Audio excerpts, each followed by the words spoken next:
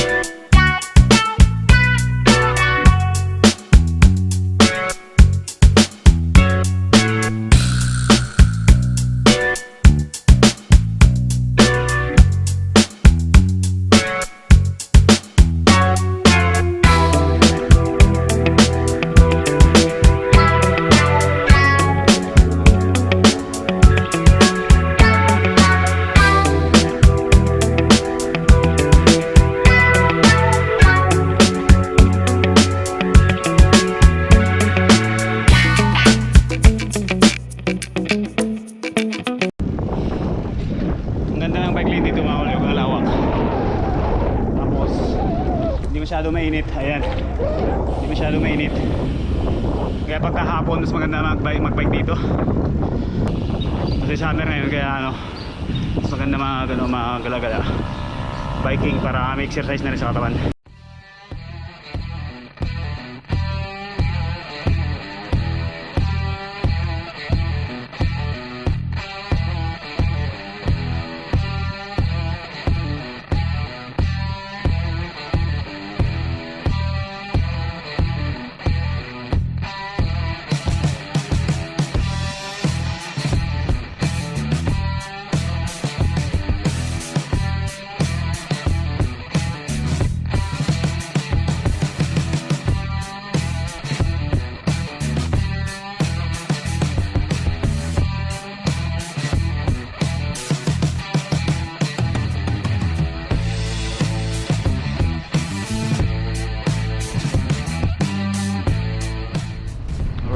Malapit na tayo sa Yungan Fishing Port.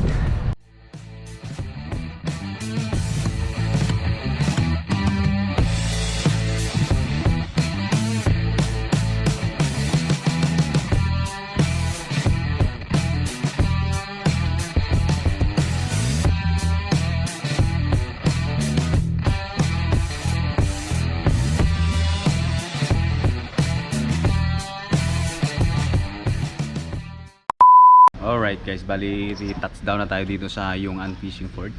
So ayun, pahinga muna kami. Tapos merienda. Sarado pala yung loob nito. Kasi Monday pala kayong sarado pala dito pag Monday walang tinda. Pag bukas yan sa loob, maraming tinda dyan, mga isda, mga lalaking isda kasi mga fresh pa kasi dito yung daungan. Kaya makikita mo yung mga iba't ibang klase ng isda dito.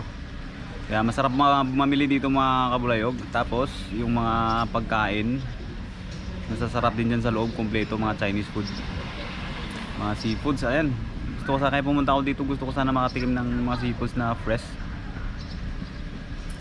Kaso sarado pala. Shishye. So dito na lang natin sa Supao idadaan. Minute later minute. Alright guys, bali katatapos na namin merenda. Ikot-ikot muna kami dito and then uwi na.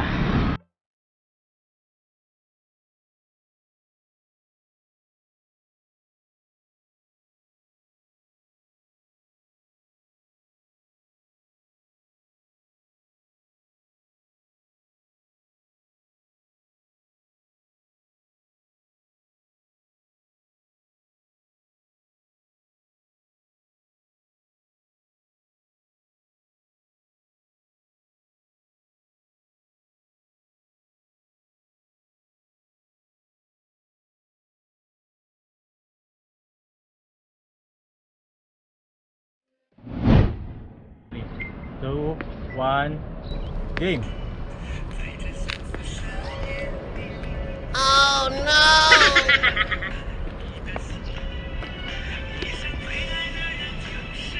Ginagawa mo. Seriously, what the fuck are you doing? Baliw ka yata eh! A little longer than a few minutes later. Alright mga kabalayog, bali pauwi na tayo, medyo gabi na. Time check, alas 8 na lang gabi. Dito pa kami sa dagat, papahangin. So ang sarap ng hangin dito mga kabalayog. Bali yung libangan lang namin dito mga kabalayog ay ano lang, yung buhay dito sa Taiwan ay trabaho, day off. Yung routine ko dito ay mismong routine ko talaga. Pagpasok ko sa company, 12 hours ako dun sa company nakababad. Tapos pag day off ko, talagang nililibang ko yung sarili ko sa biking kasi nakakaburyo din sa dorm minsan eh. Kaya minsan pag may time nag-biking ako para ano, para iwas stress din sa buhay minsan, para iwas tayo sa mga bisyo ba. Kaya dinadaan ko na lang sa biking, pasyal-pasyal dito sa ano, mga pasyalan dito sa Taiwan. Ganito sa mga beach, ayan. Gala-gala lang sa beach, relax-relax. Kaya din yung libangan ko dito kaysa magluloko ka pa, maghanap ka pang mga ibang babae diyan, di ba? Kaya mas maganda mag-bike ka na lang, charot lang. Wow naman! Wow! Kaya yan yung routine namin dito mga kabalayog. Pag uwi mo ng trabaho, 2 oras lang, 3 oras pahinga ka, tapos tulog na naman, gising ka na naman. Kaya yung buhay dito sa Taiwan, ano, trabaho, tulog, ayan. Kasi malayo tayo sa pamilya, kaya walang pagkalibangan. Kaya yung time dapat, kung sa Pilipinas tayo nagtatrabaho, yung time sa pamilya, time binibigay ko na lang yung time ko sa ano, sa bike. So yun lang siguro yung mga masishare ko sa inyo mga kabalayog. Bali lubat na rin kasi yung GoPro ko, kaya at madilim na. Kaya dito na lang siguro yung video natin na to. Yun lang yung papakita ko sa inyo, yung pasyalan namin dito ng kaibigan ko, kung gaano ba kaganda yung pasyalan dito, mga bike lane nila. So abangan nyo pa yung ibang video natin. Bali future po natin yung ibang Taiwan, mga pasyalan nila. Mas maganda gumala pag weekends kasi mas maraming tao, maraming namamasyal na mga Taiwanese. Kaya masaya pag gumala ka minsan. So ngayon Monday, kaya ano, wala masyadong maraming tao. Dito ako sa port, Sinpung Port. Kanina pumunta kami sa ano, sa Yong'an. Taoyuan naman siya, sa part ng Taiwan dito. So kabilang city naman siya. So yung tinakbo namin is nasa, check ko lang yung Strava natin. Yung Strava natin ay nasa ano, 25.1 km.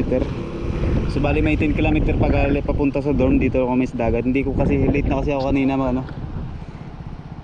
Late ko na open yung Strava ko. So bali kung tututalin 10 plus 10 may 20 km. So bali naka 45 km tayo ngayon mga kabulayog.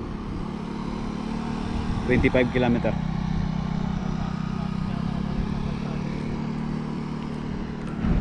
So hanggang dito na lang mga kabalayog yung video natin na to. Kung hindi ka pa nakapag-subscribe sa aking channel, mag-subscribe ka na. At i-click mo na rin yung notification bell para updated ka sa mga next video ko pa. Maraming salamat sa panonood mga kabalayog. I'll see you in my next vlog. Bye bye!